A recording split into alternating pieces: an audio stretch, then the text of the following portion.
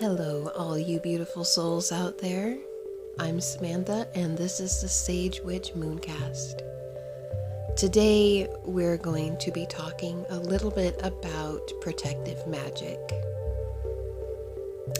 I think an easy trap for witches, especially new witches, to fall into is the passive-aggressive trap. And what I mean by that is instead of confronting an issue or a person directly, they'll go the other way and use spells to try to solve a problem they're having in their life. And that does two things. One being that it robs you of an opportunity to tap into and express your whole power as a human being. It also allows the other person to just continue their behavior without having a dialogue or a chance for growth. And I don't feel that I need to say this, but maybe I do. If someone is actually threatening you or causing you harm, witchcraft is definitely not the way to go about dealing with that person. It's easy to forget or to ignore the fact that we live in physical bodies on a physical planet, and we can't solve everything on the spiritual level. Please seek help if you're being physically threatened. If you've been following me for a while, you know that I regard spirituality as our relationship with nature and the natural world. And while I find spirituality to be very important, it just can't solve everything. Hexing is kind of a hot topic in the witchcraft community. There are those who are adamantly against it, as well as those who would not hesitate to hex someone. I'm not going to tell you who is right or who is wrong, but I will tell you my personal thoughts on the subject. I feel that witchcraft should be used to bolster your personal power. It should be used to give you strength, courage, and peace. And I am aware there are a lot of folks who disagree, that would say that's just spiritual bypassing. And as I've said before, I choose to use witchcraft to elevate myself, and I don't feel that I'm doing that when I'm using it for manipulative purposes. Instead, if someone's bothering me or doing something I don't like, I feel the best way to solve that problem is to have a conversation with that person instead of hexing or binding them. There's no growth to be had from that. And like I said, I know there are many who will disagree with me, and that's okay. We're on our own paths. We have our own paths and values, and I don't judge you. I feel that by having a dialogue with someone, as well as setting healthy boundaries, is a way to show up for yourself and to tap into your own personal power. A good example of this is if someone is doing something you don't appreciate. Like, let's say you have a coworker that's doing something at your job that you don't like, or that's affecting your work. A new witch might consider just going home and hexing that person so that they stop. And like I said, that doesn't create a dialogue or room for growth. So instead, you might consider having that conversation with that person. Instead of hexing that coworker, you could instead do a ritual or spell for the courage to confront them.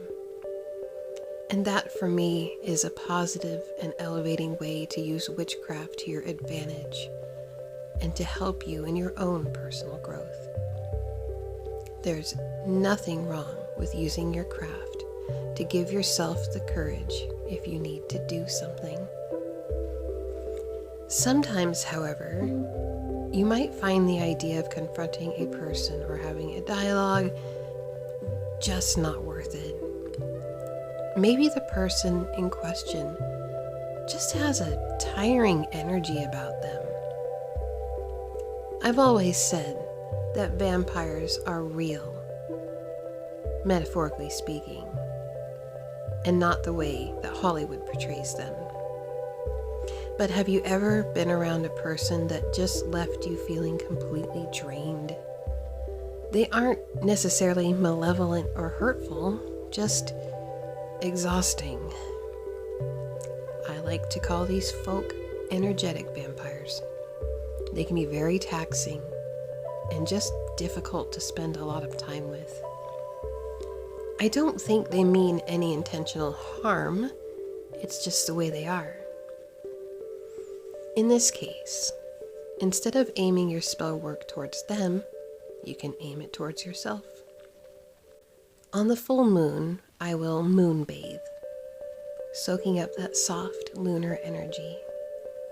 Of course, I will always ground any extra energy after my ritual, but that lunar energy is there when I need it. When I feel the need, I like to call on that energy and visualize a ball of light growing in my belly. Once I feel that ball of light, I slowly push it out from myself until I am fully encompassed in it. I like to visualize it as the glow of the moon, soft, soothing, and calm. No energy but my own can dwell in that space. It is a place of peace and centeredness for me. This is commonly called shielding in psychology and is a wonderful coping mechanism for anxiety. I tend to get very anxious in public settings and will do this well before I even reach my destination. If you don't like the idea of holding that energy within yourself, you can create a magical amulet to absorb that negative energy. This is also something you can do during your full moon rituals. I commonly wear a smoky quartz that has not only helped to absorb unwanted energies, but is also a reminder to myself that I am protected. Just be sure you regularly cleanse your amulet so it doesn't begin to feel overburdened. If at all possible, I like to cleanse mine in a natural body of water, especially the sea. But if that isn't an option, you can always just do it during one of your lunar rituals. You are a sovereign being, and by that, I mean you are the person who holds the power and authority over your life. Being a sovereign being doesn't mean that you have complete control over what happens to you. It just means that you have the authority over how you act and respond to life on this planet. There are countless barriers people face because of where they were born, their skin color, gender, and economic status, and so many more. None of us are immune from suffering and tragedy. But on the same token, that is why I feel it is so important to show up for yourself, to be your own best advocate, no matter how you feel you need to do that. So that is about all I have to say on that subject today. I wanted to let you know that I have a few very fun projects coming up. One being that I will be posting a quarterly vlog, just kind of showing you what I do in my daily life. And those should be coming out on the spring equinox, the summer solstice, autumn equinox, as well as the winter solstice. Another fun and exciting project I've been working on is a witchcraft and nature-based wellness workbook. And this workbook will have everything in it from tea rituals to yoga sequences, how to make your own herbal smoke bundles, and so much more.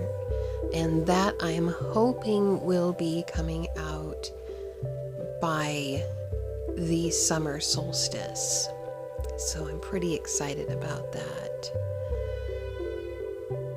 So thank you again for joining me today. If you want to keep updated on what I'm up to, you can follow me on social media, on Facebook, Instagram, and Twitter under @thesagewitch. And you can also subscribe to my website at thesagewitch.wordpress.com. I hope you are all having a wonderful day, and I wish you all the best of the seasons.